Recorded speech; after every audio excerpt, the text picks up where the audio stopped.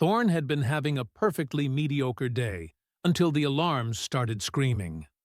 Not the fun kind of alarms, mind you, the ones that meant meteors or hull breaches or imminent death by vacuum exposure. No, these were the passive-aggressive beeps of the supply depot's security system, which meant someone had wandered into a restricted area and was currently doing something monumentally stupid. Thorn dropped his wrench, let out a string of curses that would have made his mother disown him for the third time, and hauled himself up from beneath the coolant exchanger he'd been fighting with for the past 2 hours. His knees popped. His back complained. His entire existence was a symphony of joints that had logged too many cycles in low gravity and high stress. He was a maintenance technician on Outpost 19, which was a fancy way of saying he fixed things that broke, cleaned things that leaked, and occasionally prevented the station from turning into an expanding cloud of frozen debris. It wasn't glamorous, it wasn't exciting, but it was honest work, and it kept him far away from anything resembling politics, diplomacy, or, heaven forbid, people who wore fancy uniforms and expected him to care about protocol. Naturally, the universe had decided today was the day to ruin that streak. Thorn grabbed his toolkit and headed toward the supply depot, muttering the whole way. The station corridors were bustling with activity, more than usual, actually, which made sense given their current guests. The Collex delegation had arrived 2 days ago, all sleek fur and elegant postures and an air of superiority that suggested they'd been practicing their condescending looks in the mirror since birth. The Collex were feline-like, if cats had evolved on a planet where looking magnificent was a survival trait. Their fur ranged from deep midnight blacks to rich golden browns, always immaculately groomed, always flowing like liquid silk. They moved with a grace that made humans look like they'd been assembled from spare parts by a drunk engineer. Which, to be fair, wasn't far from the truth, evolutionarily speaking. Their ambassador, Kelmoth, was apparently some big deal back on their homeworld, a silver-furred dignitary with twin adolescent cubs who'd been dragged along for cultural education. Thorn had seen them exactly once during the welcome ceremony, standing stiff and bored while the adults made speeches that could have been summarized as, "Let's not blow each other up. That'd be super awkward." The depot door was hanging open, which was his first clue that something had gone catastrophically wrong. His second clue was the sound, a sort of frantic rustling mixed with what might have been sobbing, if the sobbing was being done by someone trying very hard not to sob. Thorn stepped through the doorway and stopped dead. The depot looked like a bomb had gone off in a barber shop. Fur, thick, luxurious, unmistakably Collex fur, covered every surface. It clung to the shelving units. It drifted through the air like the world's most expensive snow. It had somehow gotten into the ventilation grate, which was going to be an absolute nightmare to clean. And in the middle of this disaster zone sat 2 Collex cubs, both staring at him with the wide-eyed horror of children who'd just realized they'd made a terrible, irreversible mistake. The older one, sleek black fur, or what remained of it, was holding something that had once been Thorn's heavy-duty industrial cleaning brush. The kind specifically designed for scrubbing reactor plating and removing crystallized coolant deposits. The kind that could strip paint off a bulkhead if you weren't careful.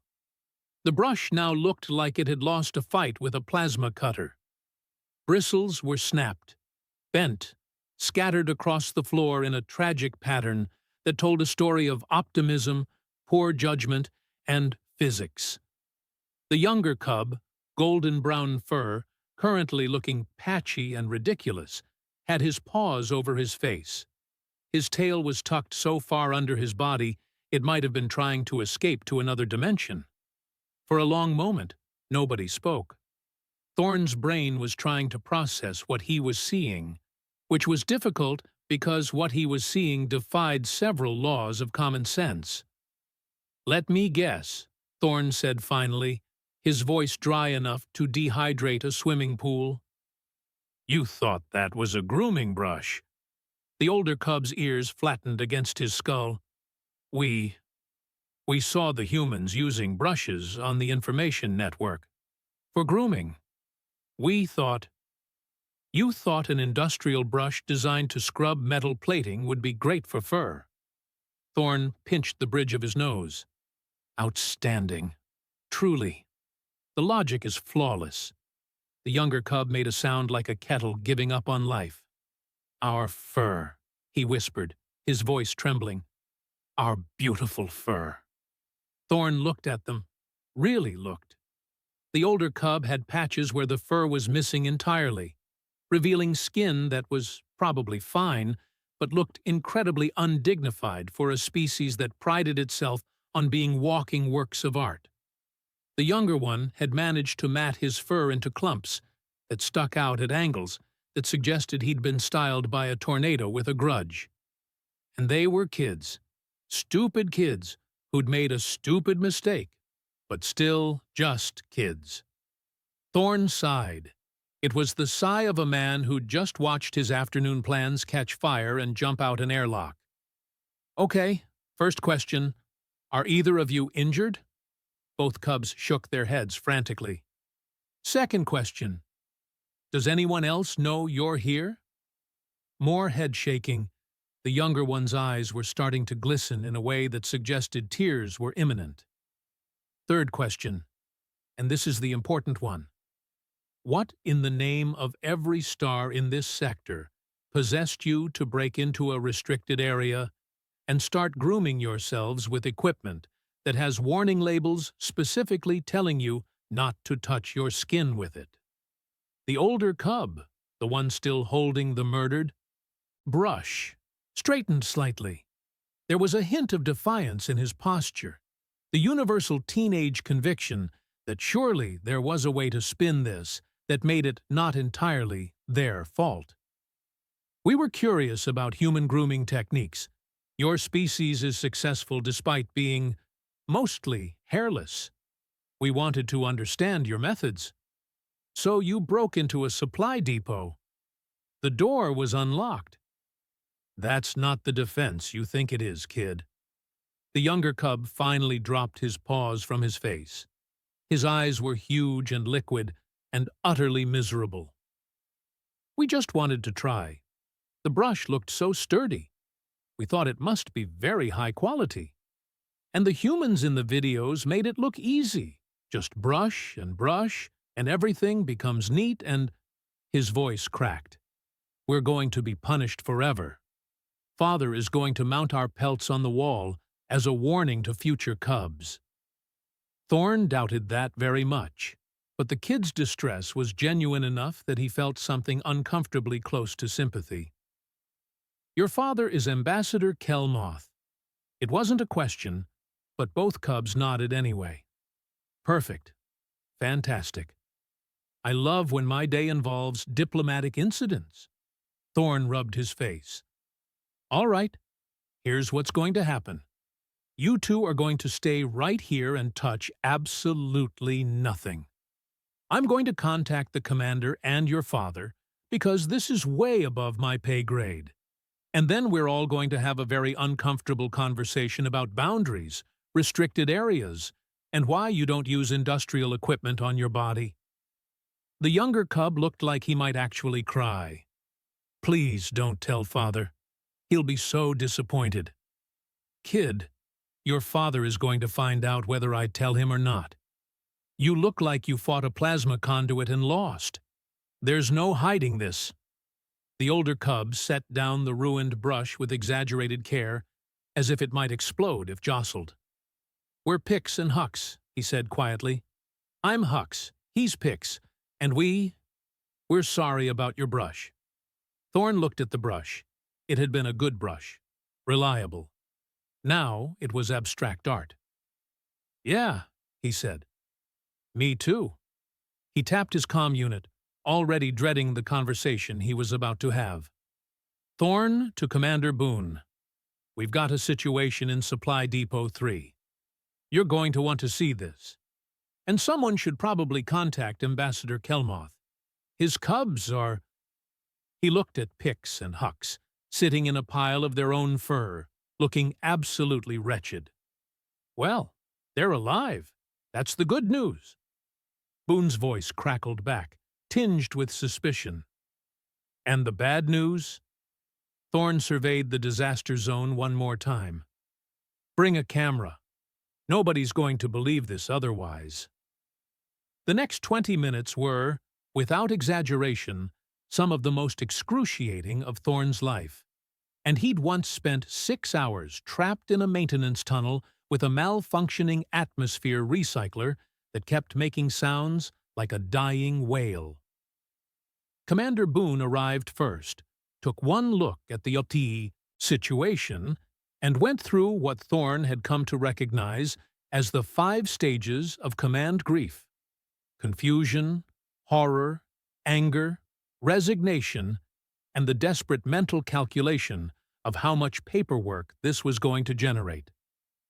"Tell me," Boone said slowly, his voice the kind of calm that preceded either enlightenment or violence, "that those are not the ambassador's cubs covered in their own fur in my supply depot." "I could tell you that," Thorn replied, "but I'd be lying, and you'd know it." Boone closed his eyes. "How?" "Industrial cleaning brush. They thought it was for grooming." "Why would they think—" Boone stopped, shook his head. "Never mind. I don't want to know. I don't need to know. What I need is for this to not become an interstellar incident." Pix made a small, wounded sound. Hux put a protective arm around his brother, which might have been touching if they didn't both look like they'd been attacked by a malfunctioning textile processor. "Commander," Hux said, drawing himself up with as much dignity as a patchy teenage alien could muster, "this was our fault. We accept full responsibility. Please don't let this affect relations between our peoples." Boone's expression softened slightly. "That's actually pretty mature of you, kid. But your father's still going to—" The depot door slid open with a pneumatic hiss that sounded like the universe sighing in disappointment.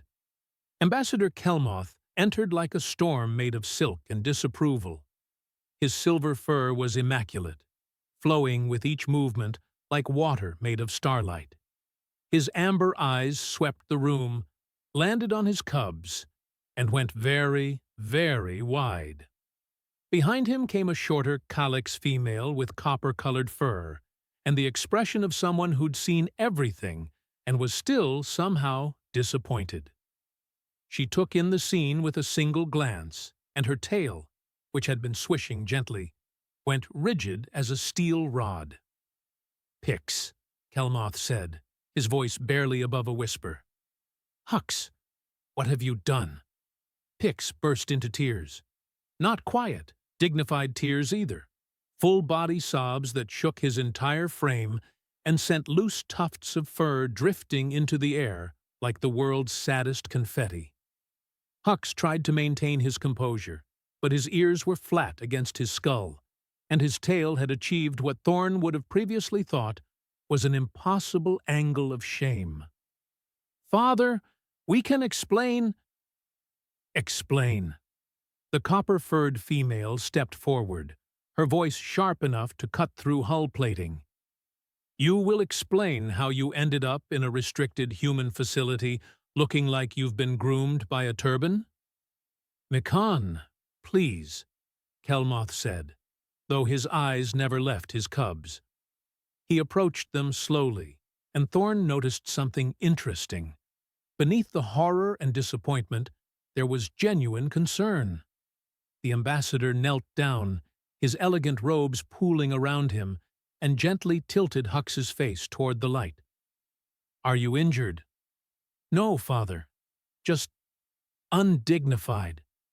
Kelmoth examined Pix next, who was still sobbing but trying very hard to stop. "And you?" My fur," Pix hiccuped. It's ruined. Completely ruined. I'll never be presentable again. I'm going to look like this forever, and— Your fur will grow back, Kelmoth said firmly. Fur always grows back.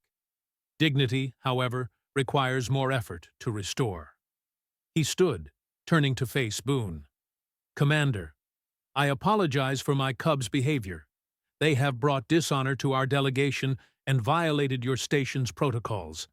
I take full responsibility. Boone, to his credit, managed to look diplomatic. Ambassador, accidents happen, though I'd appreciate understanding how this particular accident occurred. Mikan, the cultural attaché Thorne guessed, was circling the cubs like a predator examining wounded prey. She picked up the ruined brush, studied it with the intensity of someone conducting a murder investigation, and then looked at Thorne. This is a human grooming implement? No, Thorne said flatly. That's an industrial cleaning brush. For metal. Not fur, not skin, not anything living. Metal. But the cubs thought wrong. They saw humans using brushes in videos, didn't bother to check context, and decided to experiment with the first brush-like object they found in a restricted area they broke into. Hux flinched at the bluntness. Pix sobbed harder. Kelmoth's tail lashed once, a sign of anger, Thorne assumed. Broke into? The door was unlocked, Hux said weakly. That's not permission, Kelmoth replied. That's opportunity mistaken for invitation. There's a difference. He turned back to Boone. What would be appropriate restitution for this violation? Boone looked uncomfortable. Ambassador, they're kids. They made a mistake. The brush can be replaced. The depot can be cleaned. No. Kelmoth's voice was firm. My cubs violated your territory and damaged your property. Among the colics, such actions carry consequences. I insist on making this right. Mikan was still examining the brush, turning it over in her paws with disturbing focus. I'm more concerned about the philosophical implications, she said quietly. Everyone turned to look at her. This tool, she continued, was designed by humans for industrial purposes. Yet the cubs believed it was for grooming because humans use similar tools on themselves.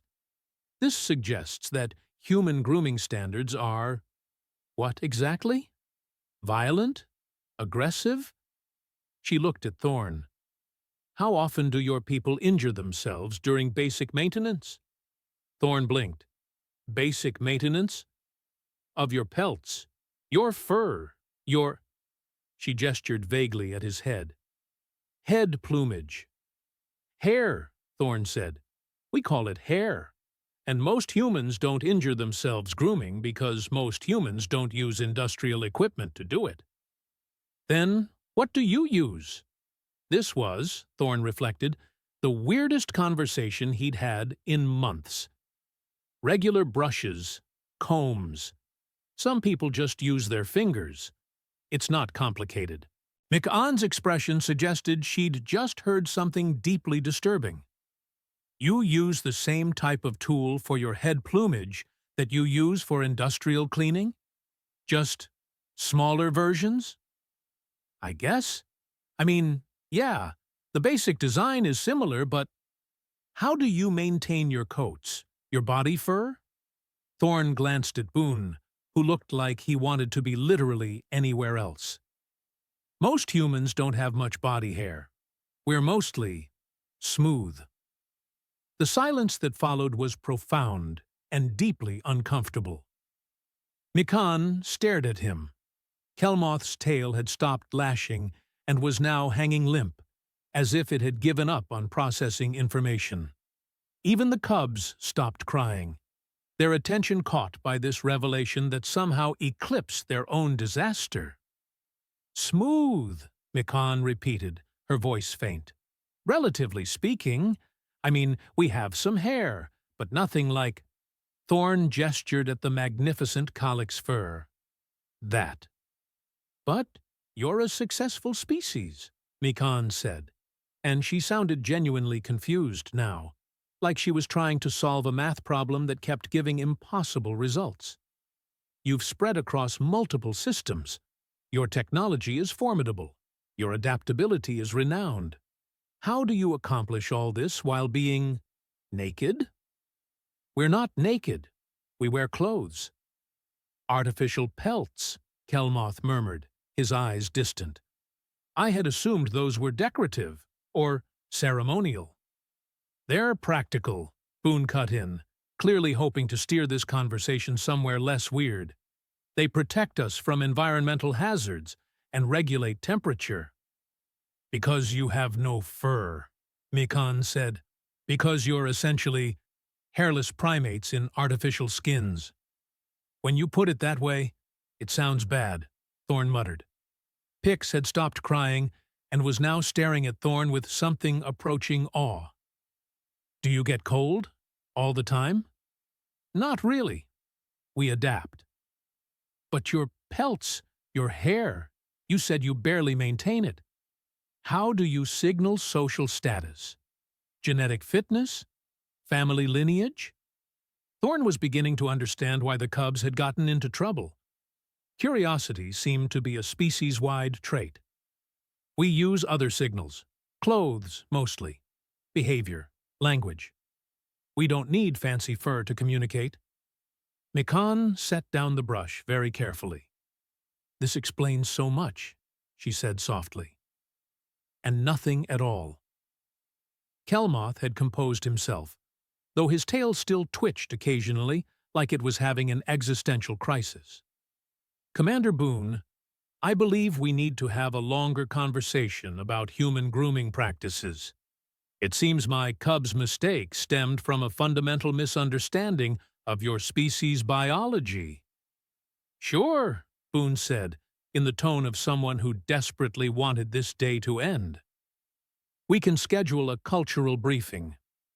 "In the meantime," Kelmoth continued, looking at his cubs with a mixture of disappointment and reluctant affection, "Pix and Hux will need to be examined by a medical professional. Their fur requires assessment, and they need to understand the consequences of their actions." Pix's ears perked up slightly. "Medical professional? But, Father, we're not injured." "No, but you look ridiculous. And I need a qualified opinion on how long you'll continue to look ridiculous. Consider it part of your punishment." Thorn's comm beeped. He glanced at the message and suppressed a groan. "Dr. Amani can see them now. Medical Bay, Level 3. "Excellent." Kelmoth stood, his posture regal despite everything. "Pix, Hux, you will accompany me. You will apologize to Dr. Imani for wasting her time, and you will spend the rest of this diplomatic mission confined to quarters unless explicitly supervised. Am I clear?" "Yes, Father," they chorused miserably. As the ambassador herded his cubs toward the door, Mikan lingered, still staring at Thorn with disturbing intensity. "You said humans remove excess body hair deliberately. That you consider it undesirable." "Some humans do, yeah. It's a personal choice. You voluntarily make yourselves more naked." "Again, when you phrase it like that." "Fascinating," Mikan breathed. "Absolutely fascinating. Your species has inverted every standard of grooming and appearance we hold sacred, yet somehow prospered. The cubs didn't stumble into a simple mistake, Commander Boone. They stumbled into a fundamental gap in our understanding of human culture." She swept out of the depot with her tail held high, leaving Thorn and Boone standing in a pile of fur and broken dreams. Boone turned to Thorn slowly. "Did we just have a diplomatic incident about body hair?" "I think so, yeah. I hate this job sometimes." "You and me both, Commander. You and me both." The medical bay on Outpost 19 was designed for efficiency, not comfort, which meant it was all sterile surfaces, harsh lighting, and the faint smell of antiseptic that made everything feel slightly more dire than it actually was. Dr. Imani stood in the center of this utilitarian space, arms crossed, watching Pix and Hux with the expression of someone trying very hard not to laugh. She was losing that battle. "So," Dr. Imani said, her voice professionally neutral despite the smile tugging at her lips, "you used an industrial brush meant for scrubbing reactor plating on your fur." Pix nodded miserably. Hux stared at the floor like it might open up and swallow him. And at no point during this process did either of you think, "Perhaps this is going poorly?" "It hurt," Pix admitted quietly. "But we thought that meant it was working. Like cleaning?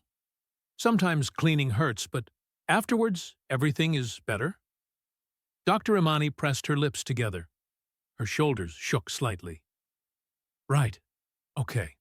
That's actually logical in a deeply unfortunate way." She approached Pix, gently examining the patches where his fur had been stripped away. "The good news is you haven't damaged the skin. No abrasions, no irritation beyond minor redness. Your fur will grow back completely. Within a few weeks." "Weeks?" Pix's voice cracked. "But the diplomatic tour continues for another month. I'll look like this in front of everyone." "Consider it a learning experience," Kelmoth said, from where he stood near the door, his posture rigid, with barely contained emotion that might have been anger, or might have been the calyx equivalent of trying not to laugh at your children's stupidity. Dr. Imani moved to Hux, running her fingers through the matted clumps of fur. "This is actually impressive. You've managed to tangle this into knots I didn't think were geometrically possible. How hard were you brushing?" "Very hard," Hux mumbled. "We thought harder meant better." "Another logical assumption that betrayed you." Dr. Imani stepped back. "All right, medical verdict. They're fine. Embarrassed, but fine. The fur will recover. Their dignity might take longer." Kelmoth's tail swished. "Thank you, Doctor. I apologize for taking your time with such a trivial matter." "Are you kidding? This is the most interesting thing that's happened all week." Dr. Imani grinned. "Though I do have questions about colics grooming practices now. How do you normally maintain fur this complex?" Before Kelmoth could answer, the medical bay doors slid open, and Mikan entered, followed by Thorn and, unexpectedly, a human woman with short dark hair pulled back in a practical ponytail, wearing a xenobotanist's field jacket covered in various pockets and mysterious stains. "Thorn," Boone had said, when he'd dragged Thorn away from cleaning duty, "I need you to help with the colics situation." "Why me? I'm maintenance. Get a diplomat." "Because you're the one who found them. And apparently, Mikran has decided you're her new research subject for understanding human grooming. Also, you're honest to the point of rudeness, which somehow works with the colics." "That's not a compliment." "Wasn't meant to be. Now go find Kimber from the botany lab and get to the medical bay. Kelmoth wants a demonstration of proper human grooming techniques, and apparently this is now everyone's problem." Which was how Thorn found himself standing in the medical bay with Kimber, who looked like she'd just been pulled away from something actually important, and wasn't entirely happy about it. "Let me get this straight," Kimber said, looking at the cubs. "You want us to show you how humans groom?" "Not quite," Mikan corrected. "We want to understand how humans have succeeded without elaborate grooming rituals. And," she gestured at the cubs, "we need to fix this disaster before they traumatize every colics dignitary in this sector." Thorn sighed. "I'm a maintenance tech, not a beautician." "Actually," Kimber said thoughtfully, studying the cubs with the analytical gaze she usually reserved for invasive plant species, "we might be able to help. The matting pattern looks similar to what I deal with in fibrous alien plant materials. And Thorne's precision work with microelectronics requires the same kind of delicate manipulation you'd need for fur restoration. "You're comparing my cubs to plants," Kelmoth said flatly. "I'm comparing the structural problems to things we know how to fix," Kimber replied, without apology. "Your fur is essentially a fiber matrix. We work with fiber matrices. The principles are transferable." Thorne rubbed his face. "This is insane." "This is practical," Mikan said, "which is apparently the human approach to everything. I'm beginning to see a pattern." "Fine." Thorne opened his toolkit, the one he used for delicate circuit repairs, and pulled out an anti-static brush with ultra-fine bristles. "But I'm telling you right now, I've never done this before. If it goes wrong, that's on you for asking a guy who fixes pipes to do cosmetic work. It cannot possibly go worse than what they did to themselves," Kelmoth said. Thorne approached Hux, who looked at the tiny brush with deep skepticism. "That's going to fix my fur? It's smaller than my paw." "Size isn't everything," Thorne muttered. "Hold still." He started working on one of the matted sections, using the same careful technique he employed when cleaning delicate sensor arrays. The brush was designed to remove static buildup from sensitive electronics without damaging components, which meant it was gentle, precise, and surprisingly effective at working through tangled fur. Hux's eyes widened. "That actually feels nice." "Of course it does. I'm not trying to strip your skin off." Thorne continued working, his movements methodical and patient. The industrial brush was designed to remove things.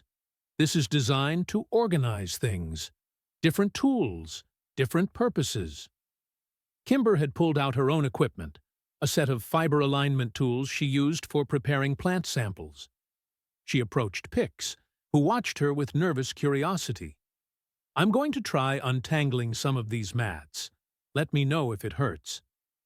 "It won't hurt more than my pride already does," Pix said quietly. As they worked, more colics began appearing at the medical bay entrance. Word had apparently spread through the delegation that something interesting was happening. A younger diplomat named Bleakoth pushed his way to the front, his bronze fur practically vibrating with curiosity.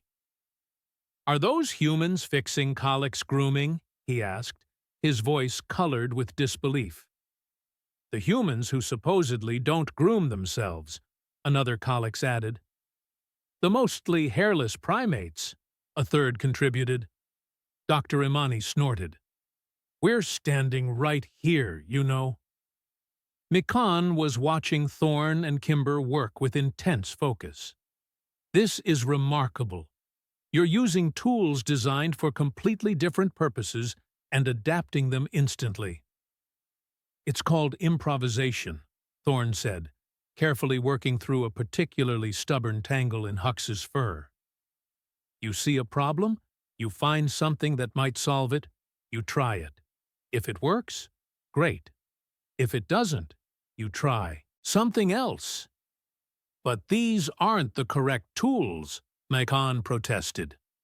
"For colics grooming, we have specific brushes made from the bristles of the mothkara plant, harvested during the third moon cycle, treated with oils from—" "And if you don't have those specific brushes?" Kimber interrupted. "What then?" Mikan blinked. "Then you wait until you can obtain them." "Or," Kimber said, working methodically through Pix's matted fur, "you use what you have available and make it work. That's what humans do. We adapt." Bleakoth moved closer, watching Thorne's hands move with practiced precision. "How did you learn to work with fur if humans don't have it?" "I didn't learn to work with fur. I learned to work with delicate materials that require patience and a steady hand. The principles are the same whether I'm cleaning a sensor array or untangling hair." But you must have trained for this specific task. Nope. First time touching Calyx fur. First time touching any alien fur, actually. The gathered Calyx exchanged looks that ranged from confused to impressed to mildly horrified. You're just trying things? Blickoth asked. Without proper instruction? Without certified expertise? Welcome to humanity, Dr. Imani said cheerfully. We've been winging it since we climbed down from the trees. So far, it's worked out pretty well. Kelmoth had been watching in silence, but now he spoke, his voice thoughtful. Mikan, you said the cub's mistake revealed a fundamental gap in understanding. I'm beginning to think the gap is larger than we realized. How so? Mikan asked. The Calyx have specific tools for specific purposes, crafted by experts, used according to tradition. We wait for the correct tool, the proper time, the appropriate circumstances. Kelmoth gestured at Thorn and Kimber. Humans don't wait. They don't need the perfect tool. They make do with what they have. And somehow, he watched as a particularly stubborn mat came free under Thorn's patient work. Somehow, it works. It's not always pretty, Thorn said, and it's definitely not traditional. But functional beats perfect when perfect isn't available. Hux's fur was starting to look significantly less ridiculous. The patches where it had been torn out couldn't be fixed, but the matted sections were coming smooth, and the overall effect was moving from disaster victim to maybe got into a minor scuffle. Pix was recovering even better under Kimber's methodical attention. She'd found a rhythm, working in sections, using different tools for different types of tangles. It wasn't traditional Calyx grooming. It was human problem-solving applied to an alien situation. This is humbling, Blickoth said quietly. We've spent generations perfecting our grooming techniques, developing specialized tools, training experts, and two humans with no training whatsoever are achieving results that are adequate. Adequate? Pix twisted to look at himself in the reflective surface of a nearby medical panel. I look almost normal. Almost, Hux agreed, examining his own reflection. Not perfect, but definitely not shameful anymore. Thorn stepped back, rolling his shoulders. That's about as good as I can get it without actual fur-growing magic. The bald patches will need time, but everything else looks presentable. Kimber nodded, putting away her tools. The mats are cleared. Some of the fur alignment is still off, but it'll settle naturally over the next few days. Kelmoth approached his cubs, examining them with a critical eye that slowly softened into something approaching approval. You look like you got into trouble and survived it, which is accurate. He turned to Thorn and Kimber. Thank you. This was unexpected competence. That should be humanity's motto, Dr. Imani suggested. Unexpected competence since whenever we started walking upright. Mikan was still staring at Thorn's toolkit. May I examine your tools? Sure, I guess. She picked up the anti-static brush, studying it with the intensity of an archaeologist examining an ancient artifact. This wasn't designed for living tissue at all, yet it worked, because you understood the underlying principle, organize without damaging, and applied it regardless of intended purpose. Right, Thorn said slowly, not sure where this was going. We don't do that, Mikan said softly. We use the right tool, or we don't proceed. It's made us precise, careful, expert in our specializations. She set the brush down carefully. It's also made us inflexible. Inflexible? Kelmoth's tail twitched. Think about it, Ambassador. How often have Calyx missions been delayed because we didn't have the proper equipment? How many opportunities have we missed because we were waiting for ideal conditions? These humans fixed a grooming crisis with maintenance tools and plant handling equipment. They didn't wait for permission or proper materials. They just acted. Bleakoth's ears flattened thoughtfully. The expansion reports. The colonies that never developed because we couldn't establish proper infrastructure first. The mining operations abandoned when specialized equipment failed, and we had no alternatives, another Colix added. The treaties we didn't pursue because the circumstances weren't optimal, Mekan finished. Meanwhile, humans have spread across dozens of systems using duct tape and creative cursing. Hey, Thorn protested. We use more than duct tape. Sometimes we use wire and prayers, too. The Colix didn't laugh. They were too busy having what looked like a collective epiphany. Kelmoth turned to Boone, who'd been watching this entire exchange with the expression of someone whose simple diplomatic mission had mutated into something much larger and stranger. Commander, I believe we need to extend our stay on your station. Boone blinked. You do? Yes, because I think my people have much to learn from yours. Not about grooming. He glanced at his cubs. Though apparently that too. But about flexibility, adaptation, the willingness to try imperfect solutions instead of waiting for perfect ones. He looked back at Thorn, and there was something in his amber eyes that made Thorn deeply uncomfortable. It was the look of someone forming a plan, and that plan involved Thorn specifically.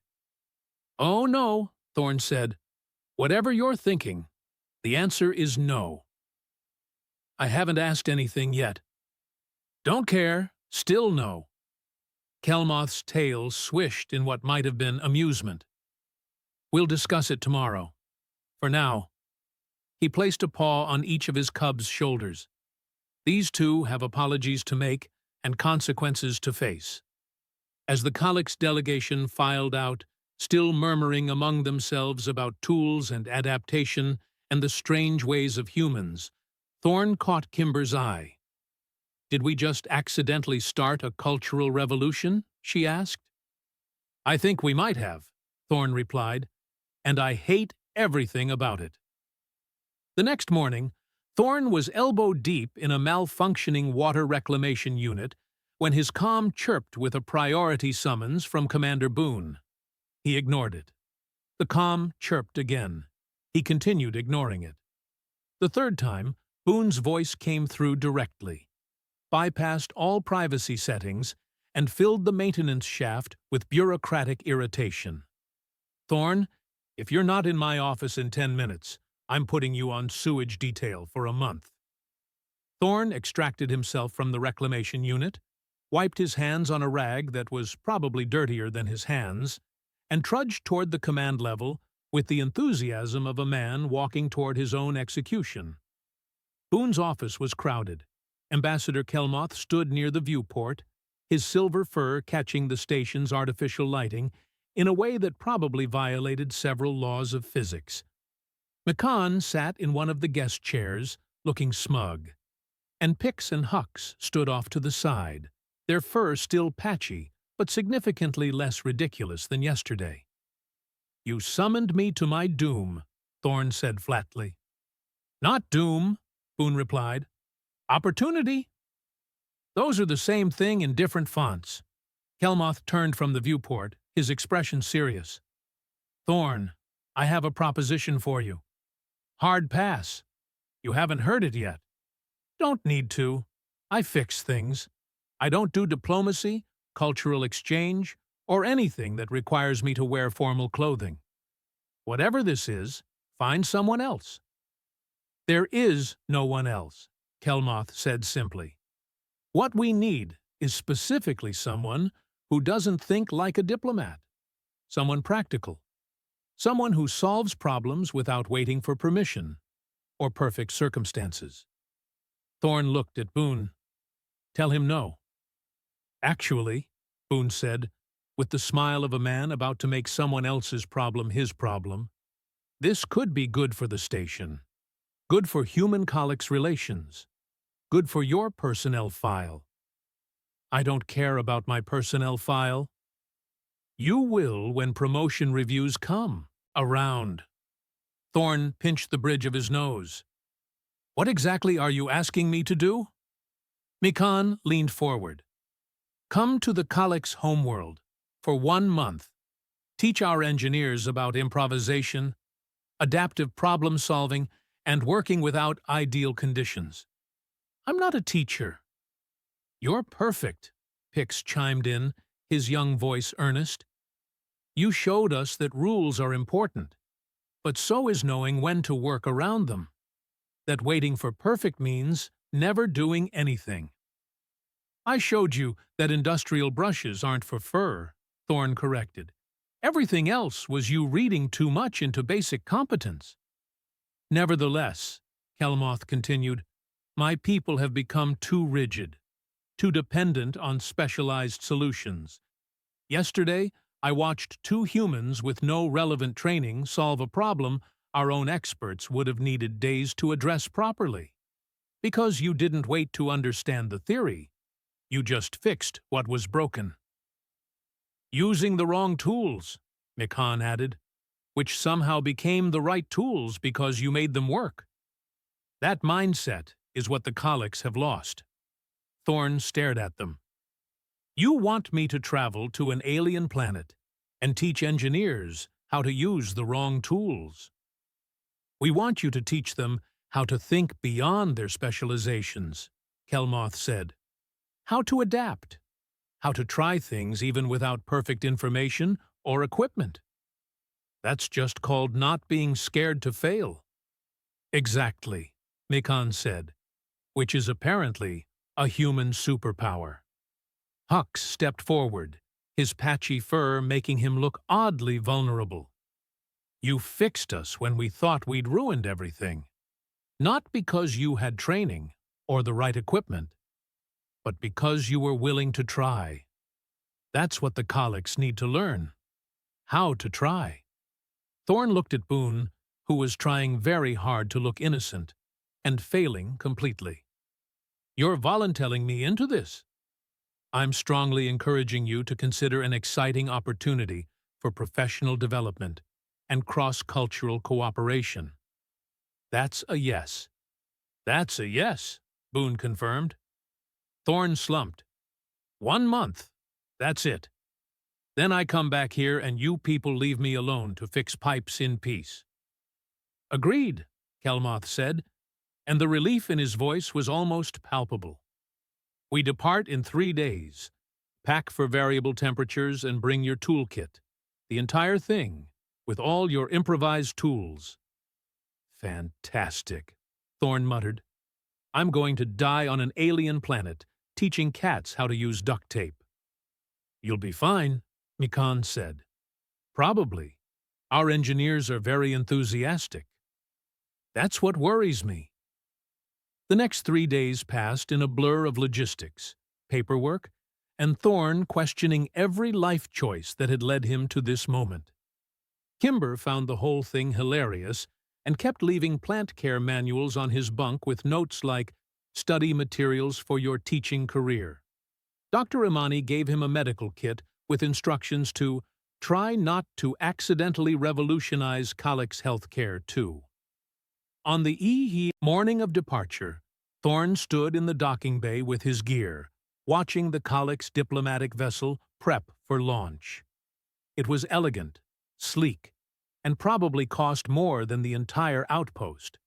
Everything about it screamed, "We have our act together," in a way that made Thorn's practical human sensibilities deeply suspicious. Pix and Hux bounded over, their fur growing back in uneven patches that made them look like they were molting. "Thorn, we're going to show you everything. The grooming academies, the manufacturing districts, the specialized tool museums." Museums for tools, Thorn repeated. You people have museums for tools. We have 17 of them, Hux said proudly, each one dedicated to a different category of implement. I hate this already. Kelmoth approached with Boone at his side. The ambassador extended his paw in the human custom of shaking hands, which he'd clearly practiced, but still looked slightly awkward doing. "Thank you, Thorn, for agreeing to this, for fixing more than just my cub's fur." Thorn shook the offered paw. "I didn't fix anything. I just used what was available." "Exactly," Kelmoth said. "That's the lesson." As they boarded the vessel, Thorn took one last look at the station, his comfortable, familiar, predictable station where the biggest crisis was usually a clogged air filter or a temperamental gravity plate. The Calyx ship's interior was as immaculate as expected, all flowing curves and soft lighting, and zero visible maintenance panels, which immediately made Thorn nervous. How did they fix anything if they couldn't access the systems? He found himself in the ship's commissary an hour into the flight, sitting across from Mikan while she showed him holographic displays of Calyx engineering facilities. They were beautiful, organized, perfectly specialized. And somehow, despite all that perfection, they had problems that basic human improvisation could solve. "Here's what I don't understand," Thorn said, studying a facility that had apparently been non-operational for 6 months because a specialized cooling component had failed, and replacements took 8 months to manufacture. "Why not rig up a temporary solution? Something to keep it running while you wait for the perfect part." "Because temporary solutions are improper," Mikan said, though her tone suggested she was reconsidering that position. "They might cause inefficiencies. They might fail in unexpected ways. And being shut down for 6 months is better? We've always done it this way." Thorn leaned back, a slow smile spreading across his face.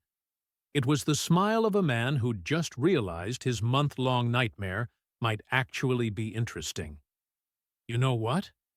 Maybe this won't be completely terrible." "High praise from a human," Mikan said dryly. "Take what you can get." Through the viewport, stars streaked past as the ship jumped to faster-than-light travel. Somewhere ahead was the Calyx homeworld, full of rigid engineers, and perfect tools and problems that had never met someone willing to use wire and prayers as legitimate engineering solutions. Pix appeared at Thorn's elbow, holding something wrapped in elegant cloth. "We got you something, as thanks for fixing us and agreeing to help our people." Thorn unwrapped it carefully. Inside was a Calyx grooming brush, the real kind, not the industrial nightmare that had started this mess. It was beautiful, with bristles that shimmered like they'd been woven from starlight, set in a handle carved from something that looked like wood, but probably wasn't. "It's made from Mothcara bristles," Hux explained, "harvested during the 3rd moon cycle, treated with oils from the Pelcath flower. It takes 6 months to craft a single brush." "It's worth more than I make in a year, isn't it?" Thorn said. "Closer to 3 years," Pix admitted. "But you earned it." Thorn held the brush, feeling its weight, its craftsmanship, its absolute perfection. It was everything the Calyx valued: specialized, traditional, correct. And he'd probably never use it, but he'd keep it anyway, as a reminder that sometimes the wrong tool teaches you more than the right one. That perfection is the enemy of progress. That humanity hadn't conquered the galaxy with superior technology or flawless planning. They'd done it with duct tape, improvisation, and the absolute refusal to wait for ideal conditions. "Thanks," Thorn said quietly. "I'll take good care of it." "We know," Hux said. "That's why we trust you." The ship hummed around them, carrying Thorn toward a month of teaching aliens how to fail forward, how to try without permission, how to fix things with whatever was available instead of waiting for perfect. It wasn't the life he'd planned. But then again, the best human solutions never came from planning. They came from looking at a problem, grabbing whatever was nearby and deciding that good enough was better than nothing at all. And if that wasn't humanity's greatest gift to the galaxy, Thorne didn't know what was.